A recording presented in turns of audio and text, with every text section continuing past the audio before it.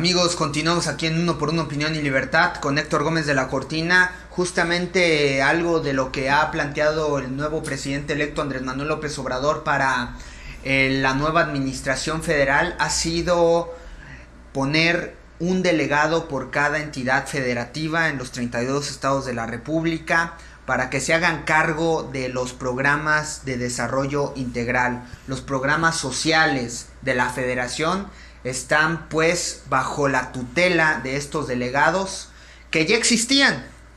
O sea, no es una figura nueva. Lo que yo estoy comprendiendo es que eliminaron una gran cantidad de delegados para hacerlo más práctico en una sola cabeza y reducir todo el tremendo costo que tenía tener pues tantos delegados en una entidad federativa, y al final no habían los resultados que se esperaban. Sí. Y los planteados. Sí, por supuesto, digo, es una realidad que había, existía un gasto multimillonario, porque imagínate, todas y cada una de las dependencias federales tenían a sus delegados en todas y cada una de las 32 entidades federativas. O sea, pues era impresionante, tenías un delegado de Conagua, de la PGR, de Gobernación, de la Secretaría de Educación Pública, etcétera, ¿no? Incluso había duplicidad de funciones entre unos y otros. Sí. Incluso también estábamos conscientes que muchos de los nombramientos de los delegados pues se trataban de simples regalos políticos o premios de consolación para algunos figuras cercanas a los secretarios de Estado, incluso al presidente de la República. Sabemos también que López Obrador ha tenido un discurso de austeridad desde que es presidente de desde que venía siendo candidato presidencial, y que se ahorraría muchísimo dinero. Totalmente de acuerdo. Sabemos también que hay poco que defender de la mayoría de los gobernadores. O sea, yo no quisiera generalizar porque creo que también se cae en un problema, pero pues está manchada de corrupción la República. Exactamente. Entonces, ¿qué les defiendes a los gobernadores? Hay poco que defender. Sin embargo, y ellos luego alzaron la mano. ¿Cómo es posible? Por supuesto, porque me pongan un supervisor. Por supuesto, porque el delegado va a responder directamente al presidente de la República del impacto de la política pública. Va a manejar una inmensa cantidad de recursos, y el delegado va a ser, en términos prácticos, en términos de facto, va a ser una especie de gobernador B o de gobernador. Va a ser una especie de comisionado, como lo fue Alfredo Castillo cuando lo enviaron a Michoacán. Ajá. El verdadero poder va a ser el delegado. Esa parte sí me preocupa, porque me parece que sí puede atentar contra la independencia de los estados de la República, que se encuentra consagrada en la Constitución. Me parece también preocupante el hecho de que López Obrador esté... Pero te digo, ya existían los delegados. Sí, pero no con el poder que ahora van a tener. Eso es una realidad. Pero gozaban además de salarios muy altos para nada. Sí, no, totalmente de acuerdo, pero me parece... Y había demasiada burocracia. Por supuesto, pero es preocupante el hecho de que López Obrador haya propuesto como delegados en varios estados de la República a figuras del propio estado que o bien acaban de perder la elección para gobernador, o bien son candidatos potenciales al gobierno del estado en la siguiente elección. El caso de Delfina Gómez en el Estado de México, el caso de Carlos Lomelí en el estado de Jalisco. Es decir, esa parte sí es preocupante. Ahora, sí vamos a tomar... Hay un favor político por tener ese puesto. Pero...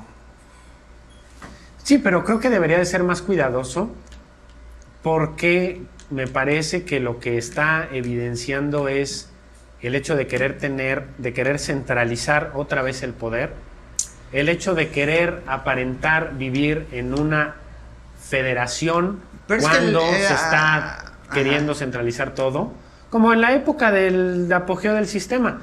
Vivíamos en un centralismo disfrazado de federalismo. Esa era la realidad. Pero luego pasamos al gatopardismo. Pasamos después al gatopardismo y también al hecho de que los gobernadores se comportaran como auténticos virreyes o como reyesuelos o como señores feudales de su territorio, donde hacían lo que se les pegaba la gana.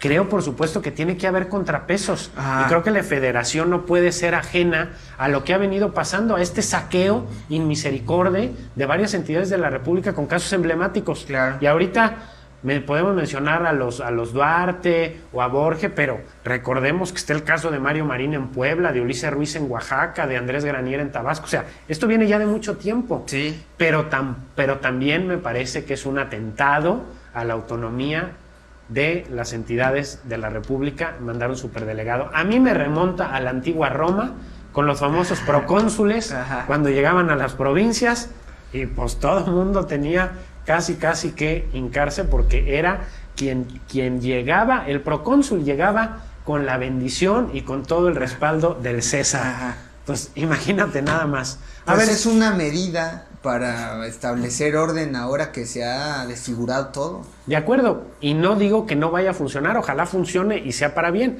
pero hay puntos que a mí en lo personal me parecen pues bastante preocupantes. Tú imagínate, Eric, imagínate que tú eres un empresario millonario y quieres realizar varios proyectos en el estado. ¿Con quién te vas a reunir? ¿Con el gobernador o te vas a reunir con el delegado que tiene línea directa con el presidente de la República? Por favor, digo, creo que no hay que pensarle demasiado en ese aspecto, ¿no? Y me parece también que con toda la razón, pues los gobernadores ponen el grito en el cielo, pues ellos quieren proteger. Pero es que veo una operatividad de ese estilo a través de las propias secretarías de la Federación. Sí, pero había una autonomía marcadísima de los gobernadores con que los era estados. Que era la que les permitía tener pues este manejo discrecional de los recursos, lo cual, vuelvo a insistir, no estaba bien. No. Y ahí están los casos. Pues aquí mismo. Pero tampoco me parece que sea lo correcto poner a un superdelegado que se encargue de controlar absolutamente todo. A ver, vamos ahora a otro punto que también me parece preocupante.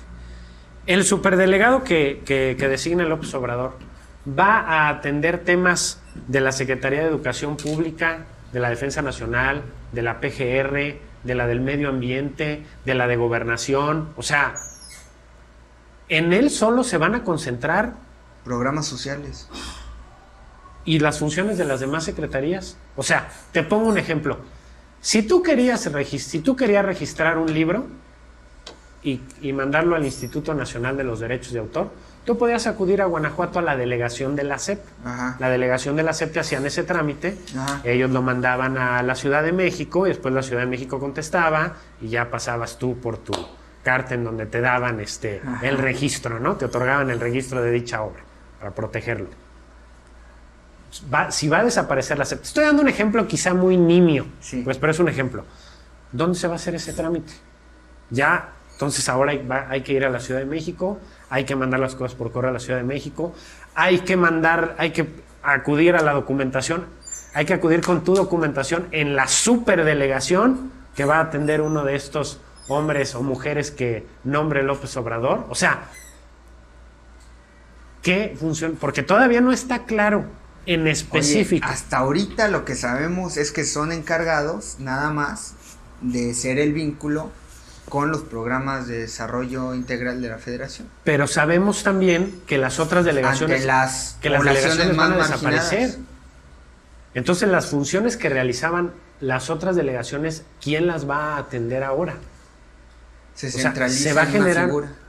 Entonces, vas a acudir con este señor a todo.